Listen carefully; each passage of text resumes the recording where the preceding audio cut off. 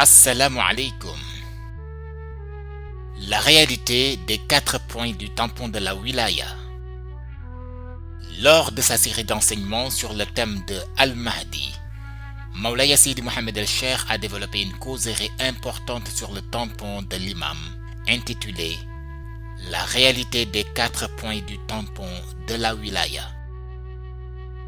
Son discours est le suivant.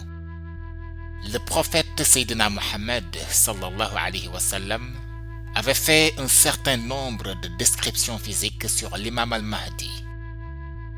Parmi ces signes physiques figure un tampon localisé entre son épaule gauche et son épaule droite. Cette marque est plus proche de l'épaule gauche et elle se situe sur son dos. C'est un tampon qui est apposé sur cette partie de son corps. Allah a mis sur Al-Mahdi ce signe dans le but de protéger sa mission. En effet, cela permettra au moment de son apparition à la fin des temps de le reconnaître. Cependant, la haqiqa, la réalité essentielle nichée dans ce signe, est plus importante que l'aspect apparent. Quand Allah subhanahu wa ta'ala met une marque sur un individu, c'est bien pour qu'il soit identifiable. Ainsi, lorsqu'on regarde cette organisation de près, on remarquera qu'Allah a mis une particularité dans chacun des 313 prophètes envoyés sur terre. Chez certains de ces prophètes, le signe se trouvait généralement sur la paume de leur main droite. Lorsque le prophète Mohammed sallallahu alayhi wa sallam est venu, Allah a fait de lui le dernier des prophètes et a mis en lui une particularité entre ses deux épaules. Le Seigneur avait gravé une marque appelée le sceau de la prophétie. En effet, c'est après avoir vu cette marque que certains juifs se sont rendus compte de l'authenticité de la prophétie de Sayyidina Mohammed sallallahu alayhi wa sallam. Cela faisait partie des signes distinctifs que porterait le prophète attendu. Allah subhanahu wa ta'ala avait également fait de sorte que le tampon du prophète sallallahu alayhi wa sallam soit visible à l'œil nu, même si sa nature était liée à une réalité mystique. Pourquoi ce sceau avait la forme d'un cercle un peu ovale? C'est parce qu'il comportait des inscriptions. C'était un petit cercle de forme ovale, mais sa configuration était établie en 4 points. Le premier représente Alif, le deuxième point, la lettre Ha, le troisième représente la lettre Mim, le dernier, la lettre Dal. Si on les réunit, cela constitue la réalité de Ahmad. C'est cette réalité de Ahmad qui constitue le cercle, mais Allah prendra la réalité authentifiant la prophétie. La ilaha illallah Muhammadur Rasulullah. Aucune existence hormis Allah, Muhammad est son messager, pour l'insérer à l'intérieur de ce cercle de forme ovale. Cela signifie que le sceau de la prophétie a été façonné à partir du nom du prophète Muhammad, Ahmad, car c'est par le nom Ahmad qu'on désigne le prophète au ciel, dans le monde ghaib.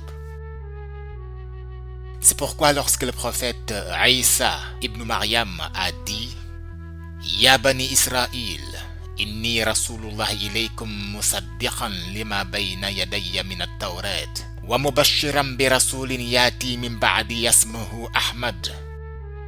Ô enfants d'Israël, je suis vraiment le messager d'Allah, envoyé à vous, confirmateur de ce qui, dans la Torah, est antérieur à moi, et annonciateur d'un messager à venir après moi, dont le nom sera Ahmad.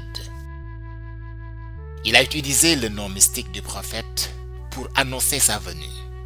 En effet, le prophète Isa ibn Maryam a une relation très spéciale avec le monde ghaib. Toutes les réalités de son existence sont ancrées dans ce monde.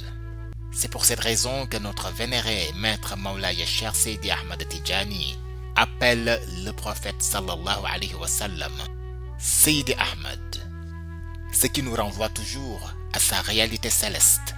Lorsqu'on a demandé à Mawlaya Cheikh de définir le prophète, il a répondu que Huwa al-ghaybu fi shahada, c'est l'antimatière, dépêchée auprès de la matière. Concernant l'imam al-Mahdi, Allah subhanahu wa ta'ala a mis sur lui des signes distinctifs qui permettront à ceux qui le verront de pouvoir identifier en lui l'héritage du prophète. Beaucoup de savants l'ont décrit physiquement.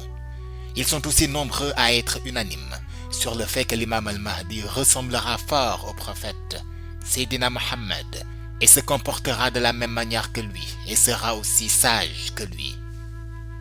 Il est à noter que la majorité des réalités cachées qui se trouvaient sur le corps béni du prophète seront retrouvées sur celui de l'imam al-Mahdi. En effet, c'est Allah qui veut préserver sa mission, de la même manière qu'il voudrait que l'on n'émette aucun doute sur le personnage de l'imam des bien guidés. Ainsi, Allah a octroyé à l'imam al-Mahdi deux réalités qui se trouvent entre son épaule gauche et celle de droite. À côté de l'épaule gauche, il y a un tampon symbolisé par 4 points. Chaque point du tampon de l'imam al-Mahdi représente une réalité. Il est à l'instar du sceau du prophète visible à l'œil nu. Cependant, concernant l'imam al-Mahdi, le premier point représente un mime, le point suivant un ha, un mime encore, et le dernier un dal, ce qui, lorsqu'on les assemble, donne en effet Muhammad. Les 4 points du tampon de l'imam al-Mahdi représentent donc Muhammad. De plus, ce tampon est une niche de réalité mystique. D'abord, le tampon de l'imam al-Mahdi, contrairement à celui du prophète, a une forme horizontale. C'est comme une sorte de flèche dont on aperçoit la succession des points. La raison de cette configuration est que dans la dimension cachée de ces 4 points figure le symbole du 100e nom d'Allah, l'Ismullahil Azam, précisément les 4 lettres qui composent ce nom divin. C'est pourquoi les hommes de Dieu qui connaissent la réalité cachée du ciel pourront identifier l'imam al-Mahdi grâce à ce tampon et les 4 points qui le composent. Par ces 4 points, c'est le nom Muhammad qu'on peut y lire. En même temps, dans la dimension cachée de ces écritures, les 4 lettres du Ismullahil Azam y sont dissimulées. C'est cette réalité semblable à celle qui entourait le tampon prophétique qu'Allah subhanahu wa ta'ala a mis sur l'imam al-Mahdi, pour qu'elle soit une preuve irréfutable pour tous ceux qui le verront. Par ailleurs, il y a d'autres réalités mystiques qui sont liées à ce tampon de l'imam al-Mahdi. En effet, la révélation du message divin qui guidera l'imam al-Mahdi se fera à travers celui-ci. Le premier point du tampon constitué du mime servira de canal pour transmettre les messages qu'Allah subhanahu wa ta'ala voudra faire passer à l'imam al-Mahdi. Le message divin transitera donc par le mime. Le deuxième point du tampon, la lettre ha, est le point de passage des messages du prophète Sayyid Ahmed vers l'imam al-Mahdi. Le troisième point du tampon, la lettre mime, est le point de passage des messages privés qui viennent du père spirituel de l'imam al-Mahdi, Mawlaya Cheikh Sayyid Ahmad Tijani, et qui sont destinés à son fils. Le quatrième point, la lettre dal, concerne les messages qui peuvent venir à la fois d'Allah, du prophète ou de Mawlaya Cheikh, mais constituent des orientations pour l'humanité en rapport avec sa mission sur terre. Tout ce qui est révélation divine en rapport avec sa mission passe donc par ce canal. Allah a très tôt préparé la mission de l'imam al-Mahdi, car il savait à l'avance que beaucoup de gens se réclameraient de sa mission avant même son apparition. C'est pourquoi il a scrupuleusement façonné l'être du Mahdi, en y insérant toutes ses marques. Beaucoup de personnes savent que l'imam al-Mahdi aura un tampon similaire à celui du sceau prophétique, mais ne connaissent pas sa véritable nature, car ils ignorent la particularité de celui du prophète. La plupart des savants ignorent qu'en dépit du cercle formé par le sceau prophétique, il est d'abord constitué de 4 points, représentés par les lettres de Ahmad. Ce sont ces mêmes points qu'Allah disposera de manière horizontale, sur l'imam al-Mahdi sous le nom de Muhammad. En plus de cette réalité que nous venons de formuler, le tampon de l'imam al-Mahdi a une autre particularité. Chaque jeudi soir, au moment de la réunion de la Hadaratul Ilahiyya, on peut remarquer la lumière que dégagent les 4 points du tampon de l'imam. En effet, chaque jour, ces 4 points dégagent une lumière que l'imam al-Mahdi, grâce à son pouvoir, masque et la maintient cachée aux yeux des hommes ordinaires. Cependant, lorsqu'arrive la nuit de jeudi à vendredi, le jaillissement de lumière est si intense que l'imam al-Mahdi n'essaie plus d'en entraver la propagation. Ainsi, la nuit de jeudi à vendredi, lorsqu'il est parmi des personnes qui lui prêtent attention, il ne sera pas difficile à ces dernières de voir cette lumière jaillir de chaque point de son tampon. Le premier point Mim fera sortir une lumière. Le suivant, Ha, en fera de même, tout comme le troisième, Mim. Et le dernier point, le Dal, feront également étinceler la lumière de Muhammad.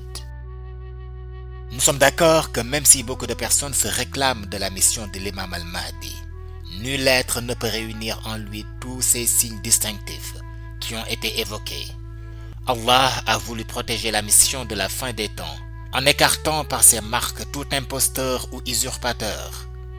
Ces signes ne peuvent venir que d'Allah et il les a exclusivement réservés à l'imam des bien guidés. Ce tampon constitue également une voie de communication avec le ciel, comme expliqué précédemment. En outre, les bienfaits mystiques qu'Allah subhanahu wa ta'ala a accordés à ce tampon de l'imam al-Mahdi constituent les mêmes que ceux octroyés au prophète. Toute personne qui voit ce tampon en rêve ou de visu, son corps sera préservé du feu de l'enfer. Cette même prérogative est accordée à tous ceux qui poseront leurs mains dessus.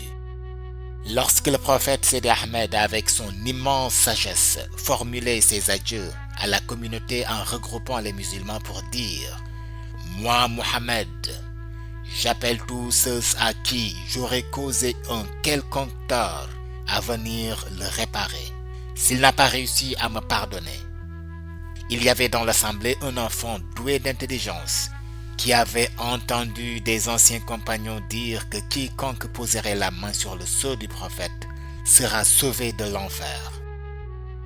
C'est là qu'il se leva, se dirigea vers le prophète pour dire qu'un jour, le prophète l'avait frappé. Les compagnons voulaient lui barrer le passage, mais le prophète sallallahu alayhi wa sallam leur dit de le laisser s'approcher. Le prophète s'adressa à la foule qui ne pouvait plus contenir sa colère. Ce n'est pas votre problème. Comme il dit que c'est moi qui lui avais fait du tort, laissez-le se venger. C'est ainsi que l'enfant avança jusqu'au niveau du prophète pour lui dire « Vous avez enlevé mon vêtement pour me taper sur le dos. C'est à cet endroit où je veux me venger. » Les compagnons très en colère ignoraient qu'en réalité l'enfant était inspiré par son Seigneur. Ainsi, lorsque le prophète, avec sa grande humilité, releva son habit, l'enfant observa le sceau prophétique, le caressa, y plongea sa tête et éclata en sanglots. Il dit « Ô prophète, ya Muhammad, je ne voulais voir que ceci, pour le toucher, mais je témoigne devant Dieu que tu ne m'as jamais frappé, encore moins enlevé mon vêtement. » Le prophète était ému jusqu'aux larmes par cette révélation. C'est là que les compagnons comprirent que c'était le tampon dont il s'agissait. Si l'imam al-Mahdi vous autorise à voir ce tampon, vous pourrez le voir à l'œil nu. C'est cette même réalité du sceau prophétique, cumulée aux bienfaits mystiques qu'Allah subhanahu wa ta'ala accordera au tampon de l'imam al-Mahdi. C'est ainsi qu'Allah a organisé le tampon de l'imam al-Mahdi. Et toutes ces réalités renvoient à la façon dont Allah subhanahu wa ta'ala voudrait que l'on reconnaisse ses missionnaires. Fatabarakallahu, c'est ainsi que prend fin notre contribution